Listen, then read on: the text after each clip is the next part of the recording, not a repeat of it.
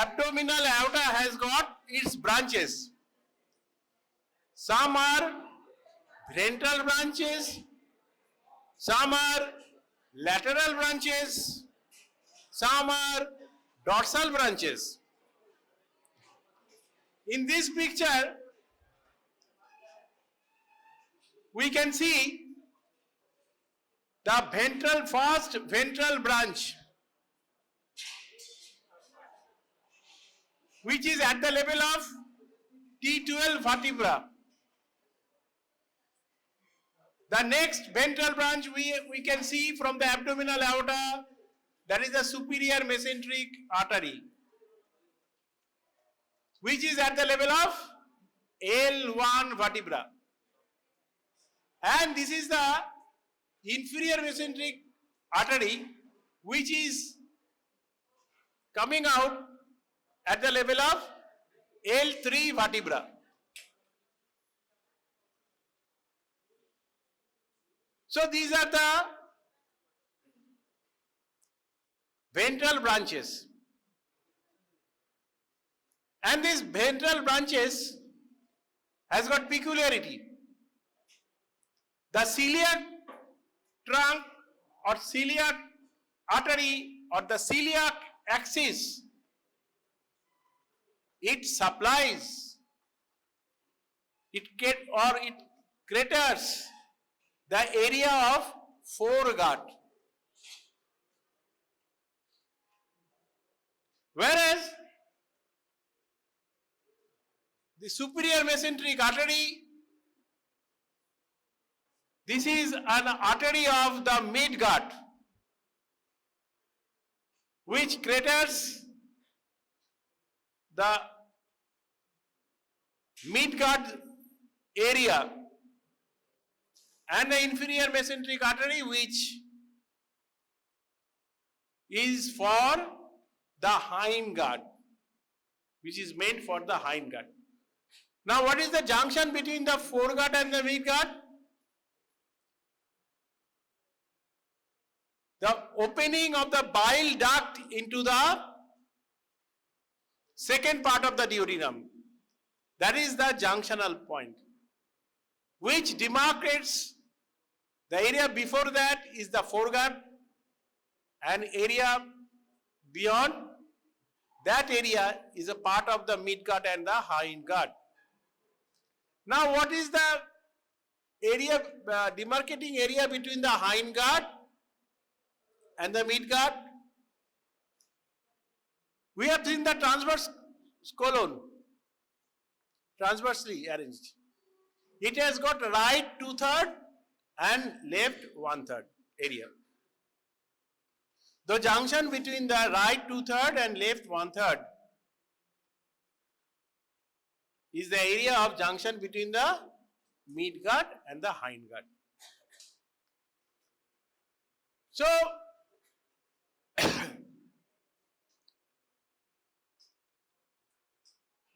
already it has been written also here also, that is about the, now celiac artery is the artery which supplies these areas. That means lower part of the esophagus, stomach, liver, spleen, duodenum, first part, and part of the second part of the duodenum. Okay, and also it supplies from the spleen, splenic artery, it supplies also the pancreas. So it's what is the beginning? Beginning is at the T12 vertebra. And ends means it has got several branches. It ends in different branches. There are 3 branches. Actually, it radiates.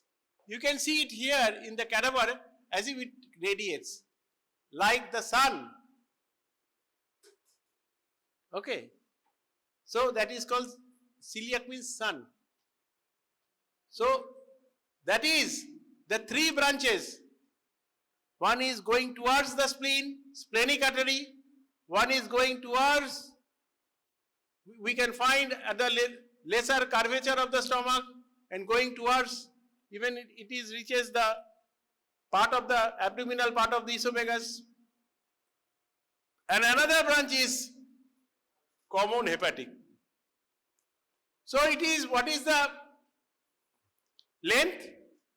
Very short, ½ inch, just one finger, the half of the breadth of the finger. Okay, the breadth of the finger.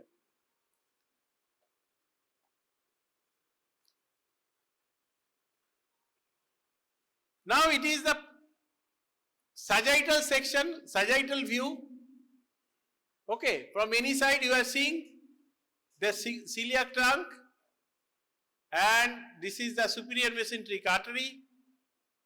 Okay, and this is the area behind the stomach, that area is called lesser sac.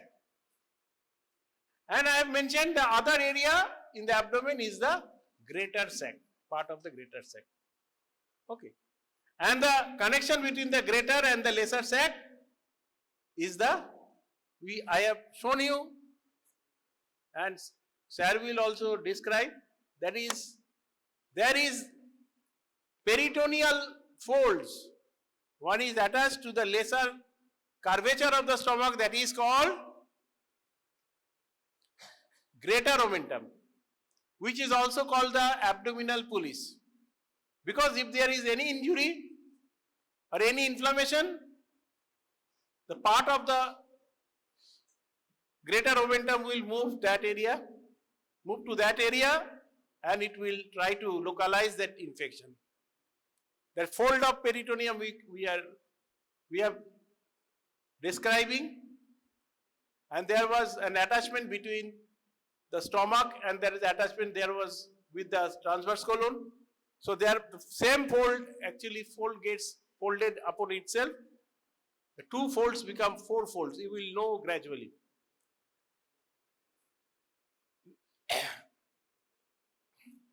So, and this celiac axis or celiac trunk is surrounded by some neural plexus. When we dissect, we can find there are neural plexus, which is called celiac plexus. Now, this is a very nice picture. It's a nice picture. You can see this is the, we can find this is the celiac trunk, which has got radiating branches. One branch is going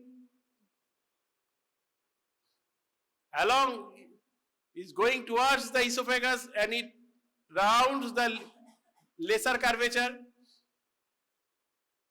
This is called the left gastric artery. Another artery which is very thick artery, thickest of the 3 branches. This is it is going behind the stomach, and it is going towards, there is one organ, reticuloendothelial system, which is a part of the reticuloendothelial system. Okay, and lymphoid system, that is the spleen. So that artery is called splenic artery, and this splenic artery is tortuous because it is passing behind the stomach bed. Sometimes it remains empty, your stomach remains empty, but after heavy meal, it becomes voluminous. So in that case, if it is a straight artery, it would have been torn. So nature has purposefully made this artery tortuous and very thick, and from this splenic artery we will get several branches which will go towards the pancreas, and also one artery which will move along the greater curvature. Now, this is left gastric, splenic, and this is the common hepatic. Now, this common hepatic artery, when it is traversing, it is going down, is going along the right side towards to reach the liver and other structures. It divides into two branches. One is going towards the liver. So this is the hepatic artery proper, because here we are getting the liver. And another artery is passing behind the first part of the duodenum. And this artery is called gastroduodenal artery. Okay. So gastroduodenal artery. So this common hepatic artery, which is another branch from the celiac trunk, it is divided into hepatic artery proper and gastroduodenal artery. The name suggests the gastroduodenal. That means gastro means stomach and duodenum. That means, yes, this gastroduodenal artery, which passes behind the first part of the duodenum, divides into superior pancreaticoduodenal and right gastroepiploic artery.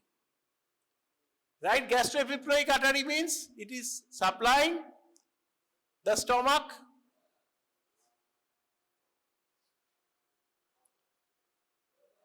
and the mesentery, greater omentum. So this is the right gastroepiploic. And I told you there is another branch which is coming from the splenic artery, which is nothing but the left gastroepiploic artery. So from the gastroduodenal artery we are getting right gastroepiploic. From the splenic artery we are getting left gastroepiploic artery. So there is an arterial anastomosis around the greater curvature. How much away? Around 1 to 2 fingers away from the greater curvature, we will get this arterial anastomosis. Another arterial anastomosis we can expect along the lesser curvature. Actually, the stomach has got some parts. This is one cardiac notch. If we make a horizontal line here, this part is called the cardiac part. Sorry, this is the cardiac part, this is the fundus. Okay, and this is the cardiac opening. So this is the fundus of the stomach. Then there is another curvature we will get from here. If we draw a line, then this will be a demarcation between the body and the pylorus. So fundus, body, pylorus. So we can find this, and this is the lesser curvature. There are two curvature in the stomach. This is greater curvature and this is the lesser curvature. So along the lesser curvature we are getting another arterial anastomosis between this left gastric artery and the right gastric artery. Right gastric artery, it originates from which artery? The common hepatic artery. Sometimes it can arise from the hepatic artery proper. So either it can come from here. So this is right gastric artery and left gastric artery. So left gastric artery is a direct branch from the celiac trunk, whereas the right gastric artery is a branch either from the hepatic artery proper or the common hepatic artery, and they form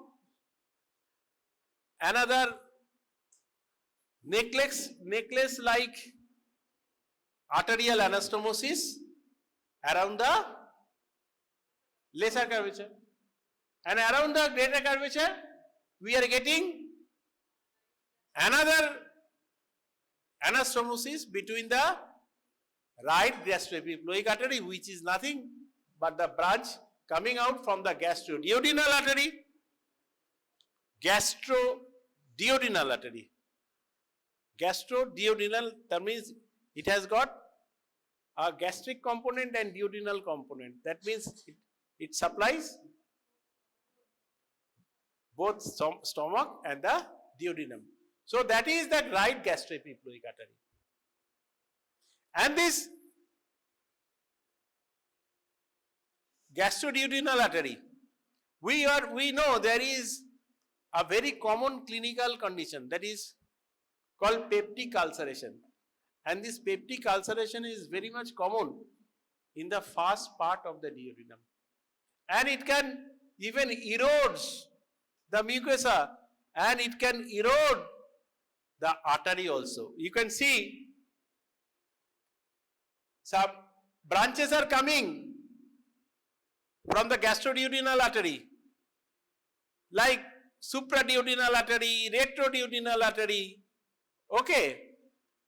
From here we can get other arteries from the, sometimes from the superior pancreaticoduodenal, infraduodenal artery. Among them, this supraduodenal artery is an end artery because it has got no anastomosis.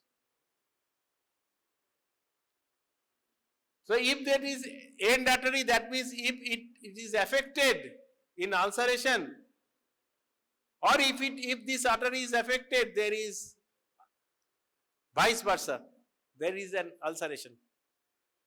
So in case of peptic ulceration, the supraduodenal artery of Wilkie, this is called the supraduodenal artery of Wilkie, okay, which supplies major part of the first part of the duodenum. And stomach is mobile, and first part of the duodenum is also mobile, which behaves like a stomach. So ulceration is common in both stomach and in the duodenum.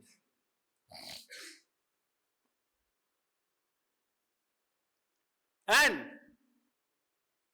in the first part of the duodenum, another feature is you will get there, it is free from folds. There is no fold. Okay. From second, third, you are getting some duodenal folds. You will know gradually, but or you have already have some idea in histology. So this is the celiac axis. So celiac axis, just remember, this is a first ventral branch which supplies the foreguard, and it has got three major branches. One is splenic artery, that is a very thickest one, splenic artery, tortuous splenic artery, the thickest branch, that is a splenic artery. Another is going to the lesser curvature, that is the left gastric, and another is the common hepatic. This common hepatic artery, you can see, is dividing into hepatic artery proper and gastroduodenal artery. And gastroduodenal artery, that will be duodenal, and it supplies the stomach. What we have seen, the stomach, that is the component which is supplying the stomach, it is the right gastroepiploid. Then component which is supplying the duodenum, it is called the superior pancreaticoduodenal artery. That means this branch is the superior pancreaticoduodenal artery. And there is another branch from the superior mesenteric artery, which is called the inferior pancreatico-duodenal artery. We know in the from second, this duodenum is C-shaped and it accommodates the head and neck of the pancreas. And in between the head of the pancreas and neck of the pancreas, we get the anastomoses between this artery and from below another artery, that is the inferior pancreatico-duodenal. So this artery supplies both the pancreas, head of the pancreas and the duodenum. So it is called superior pancreatico-duodenal artery. Okay. So let us see the branches. Beshi bolle to but he was saying that, sir, we cannot vomit, we cannot digest, rather we will vomit. তাই তো আগের দিন he has restrained me. Sir, please don't go ahead anymore. So let us digest this much. Okay. And about the peritoneum, should I say something today? Or actually you will get some classes about the peritoneum. But you just see, you have got some idea. Here is the stomach, there is a liver, there is a spleen. The central part is occupied by the small gut. The peripheral part, we are getting the cecum, appendix, ascending, transverse, descending, and the pelvic colon. Though we have to remove because there was a fecal fistula. So in this body, it is very hard to dissect. Okay, and we we will see the celiac axis in this body. We can see the branches nicely in this body.